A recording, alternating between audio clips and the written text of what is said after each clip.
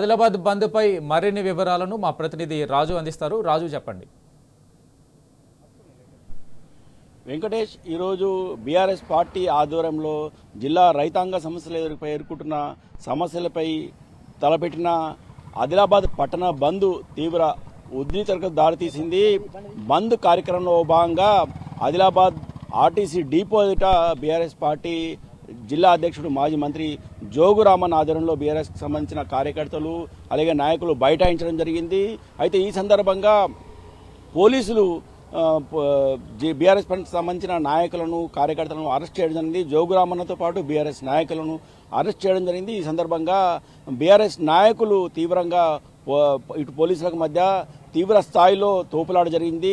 బలవంతంగా BRS party జిల్లా అధ్యక్షుడు మాజీ మంత్రి జోగు రామన్నను అరెస్ట్ చేసి జీబులో మావల పోలీస్ స్టేషన్కి తరలించడం జరిగింది. అయితే మరోవైపు బంద్ మాత్రం ప్రశాంతంగా కొనసాగుతుంది. బంద్కు సంబంధించి ఇప్పటికే అన్ని వ్యాపార వాణిజ్య సంస్థలు, ప్రజా సంఘాలు అలాగే కుల సంఘాలు అందరూ కూడా స్వచ్ఛందంగా మద్దతు తెలపడంతో బంద్ మాత్రం ప్రశాంతంగా కొనసాగుతుంది. పెట్రోల్ బంకులు మూసి ఉన్నాయి. అలాగే ఆర్టీసీ బస్సులు నడవడం లేదు. అలాగే ఇటు జిల్లా వ్యాప్తంగా కూడా ఈ బంద్ ప్రశాంతంగా కొనసాగుతుంది. అయితే ఈ బంద్కు సంబంధించి మనతో మాట్లాడడానికి ఇక్కడ టీఆర్కి సంబంధించిన నేతలు ఉన్నారు, అడిగి తెలుసుకుందాము. సరే, ఈ బంద్ ఎందుకు చేపట్టాల్సి వచ్చింది? ఈ పోలీసులు అరెస్ట్ చేయడాన్ని ఏ విధంగా చూడొచ్చు? ఈరోజు రైతులు ఎదుర్కొంటున్నటువంటి సమస్యల గురించి గత వారం రోజుల నుంచి మాజీ మంత్రివర్యులు జోగు రామన్న గారి ఆధ్వర్యంలో బీఆర్ఎస్ పార్టీ ఆధ్వర్యంలో రైతుల పక్షాన తీసుకున్నటువంటి కార్యక్రమంలో భాగంగా ఈరోజు మరి నిర్వహించడం జరుగుతున్నది.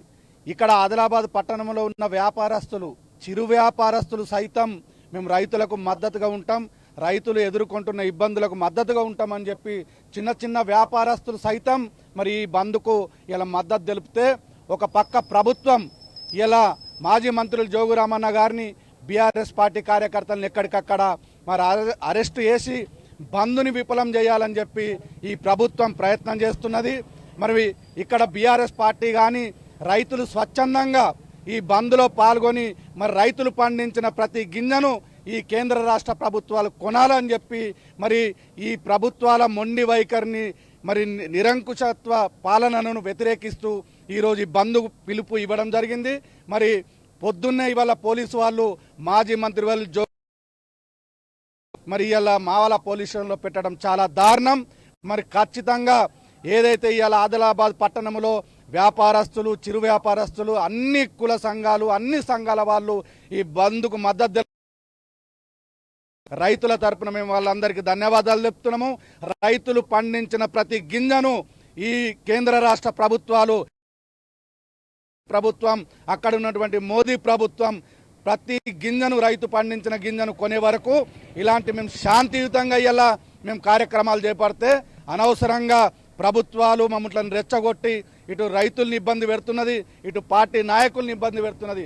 శాంతియుతంగా చేసే ఈ బంద్ను మరి ఈ మొండి వైఖరితో ప్రభుత్వం దీన్ని వ్యతిరేకిస్తున్నది. కాబట్టి ఖచ్చితంగా రైతులు పండించిన ప్రతి గింజను కొనే వరకు రైతుల పక్షాన ఇలాంటి కార్యక్రమాలు ఖచ్చితంగా జోగు రామన్న గారి ఆధ్వర్యంలో తీసుకుంటామని చెప్పి మేము డిమాండ్ చేస్తున్నాం. జై జవాన్ జై. మీరు చెప్పండి, గత 5 రోజుల్లో కూడా ఆందోళన కార్యక్రమాలు చేస్తున్నా ప్రభుత్వం మాత్రం ఇంతవరకు ఎలాంటి చర్యలు తీసుకోకపోవడం పట్ల రైతుల పట్ల ప్రభుత్వానికి ఉన్న చిత్తశుద్ధిని ఏ విధంగా అర్థం చేసుకోవచ్చు? అది ప్రజలు గమనిస్తూ ఉన్నారు. ప్రజాస్వామ్యంలో ప్రజలకు కానీ, వ్యవసాయదారులకు కానీ, రైతులకు కానీ, ఎవరికైనా కానీ తన యొక్క కష్టాన్ని తెలిపేటటువంటి యొక్క హక్కు ఉంది.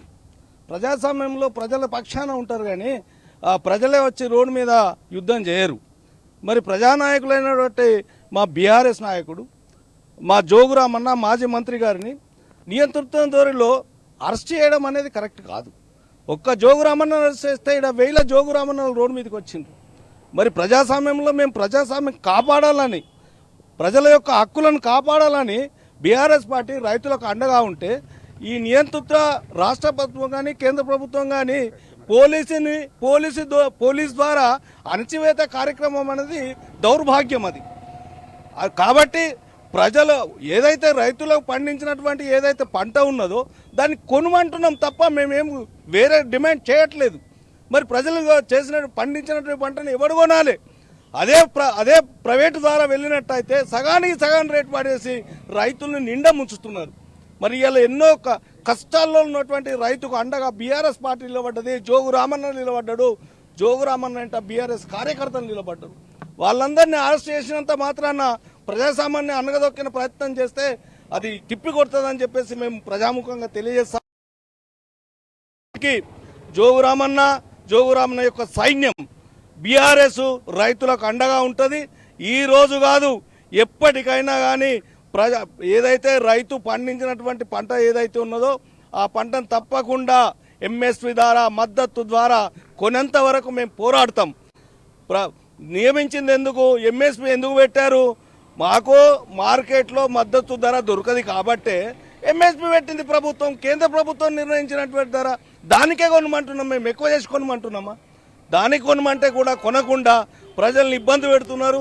దాదాపుగా ఇంకా కూడా 3 లక్షల క్వింటాల సోయాబీన్ రైతుల ఇండ్లలో ఉన్నాయి. కాబట్టి ఇప్పుడు జనవరి మాసం వచ్చింది, ఇప్పుడు రబీ వేసే కాలం వచ్చింది, రైతులు కష్టకాలంలో ఉన్నారు. కాబట్టి వీరిద్దరికి కూడా అటు కేంద్ర ప్రభుత్వానికి ఇటు రాష్ట్ర ప్రభుత్వానికి కనువిప్పు కలగటానికే ఈ బీఆర్ఎస్ ప్రభుత్వం రైతులకు అండగా ఉండదని చెప్పి తెలియజేస్తున్నాం. జై తెలంగాణ.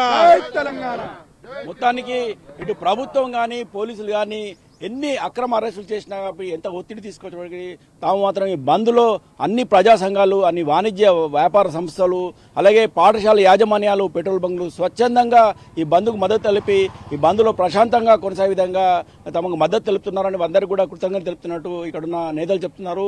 ఎన్ని అరెస్టులు చేసినా, ఎన్ని అక్రమ అరెస్టులు చేసినా తాము మాత్రం ఖచ్చితంగా బీఆర్ఎస్ పార్టీ అన్నదాతలకు అండగా ఉంటుందని, అన్నదాత జరిగే వరకు సోయా పంటను రైతుల వద్ద ఉన్న సోయా పంటను 3 లక్షల క్వింటాల సోయా పంటను కొనే వరకు కూడా బీఆర్ఎస్ పార్టీ పక్షాన జోగురామన్న ఆధ్వర్యంలో ఆదిలాబాద్ జిల్లాలో పూర్తి స్థాయిలో రైతులకు న్యాయం చేయ వరకు తమ ఆందోళన కొనసాగుతుందని, తమ పోరాటం రైతుల వెంట ఉండి రైతులకు న్యాయం చేయ వరకు తమ పోరాటం కొనసాగిస్తామనుకుంటున్న టీఆర్ఎస్ నేతలు చెప్తున్నారు. Right, పవన్తో రాజు.